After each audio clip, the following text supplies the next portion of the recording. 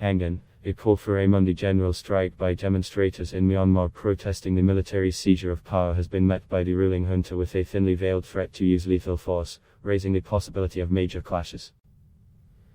The call for a general strike was made Sunday by the Civil Disobedience Movement, a loosely organized group leading resistance to the army's February 1 takeover. It asked people to gather together for the 5 twos, referring to the digits in Monday's date, to make a spring revolution. State television broadcaster Mrive late Sunday carried a public announcement from the junta, formerly called the State Administration Council, warning against the general strike. It is found that the protesters have raised their incitement towards riot and anarchy mob on the day of 22 February. Protesters are now inciting the people, especially emotional teenagers and youths, to a confrontation path where they will suffer the loss of life, it said in an English language text shown on screen. The spoken announcement in Burmese said the same thing. Another part of the statement blamed protesters whose numbers allegedly included criminal gangs for violence at demonstrations, with the result that the security force members had to fire back. 3 protesters have been shot dead so far. The protest movement has embraced non-violence and only occasionally gotten into shoving matches with police and thrown bottles at them when provoked. In Yangon, the country's biggest city, trucks cruised the streets Sunday night blaring announcements that people should not attend protests Monday and must honor a ban on gatherings of 5 or more people. The ban was issued shortly after the coup but not enforced in Yangon, which for the past 2 weeks has been the scene of large daily demonstrations. Many social media postings ahead of the scheduled nightly 1 a.m. cutoff of internet access service said security forces had set up roadblocks at strategic points in the city, including bridges and on streets leading to foreign embassies.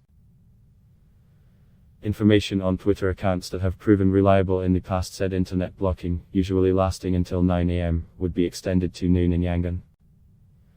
The ominous signs of potential conflict drew attention outside Myanmar, with the US reiterating that it stood with the people of Myanmar. Secretary of State Antony Blinken said on Twitter the US would take firm action against those who perpetrate violence against the people of Burma as they demand the restoration of their democratically elected government. We call on the military to stop violence, release all those unjustly detained, cease attacks on journalists and activists, and respect the will of the people, spokesman Ned Price said on Twitter. Earlier Sunday, crowds in Myanmar's capital attended a funeral for the young woman who was the first person confirmed to have been killed in the protests, while demonstrators also mourned 2 other protesters who were shot dead on Saturday. Maya Kine was shot in the head by police on February 9, 2 days before her 20th birthday, at a protest in Naypyidaw, and died Friday. Mourners lined the entrance to a cemetery in the city as the hearse carrying her body arrived and was taken to a crematorium where more people had gathered. They silently raised their hands in 3-fingered salutes, a sign of defiance and resistance adopted from neighboring Thailand, as the black and gold vehicle rolled slowly past. Inside the crematorium hall, the lid on Maya Kine's coffin was partially removed to allow a last glimpse of her head resting on a bed of red and white roses before she was cremated. Members of the crowd outside chanted "Our uprising must succeed." Protests against the coup and the ousting of the nation's leader, Aung San Suu Kyi, occurred elsewhere around the country Sunday. Demonstrators turned out in force in Mandalay, the country's second biggest city, where security forces shot dead 2 people on Saturday near a dockyard where the authorities had been trying to force workers to load a boat.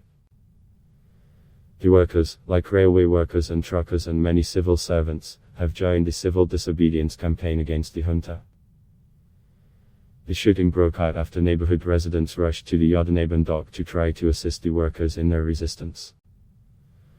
One of the victims, described as a teenage boy, was shot in the head and died immediately, while another was shot in the chest and died en route to a hospital. The authorities have continued arrests that began on the day of the coup, when Suu Kyi and members of the government were detained.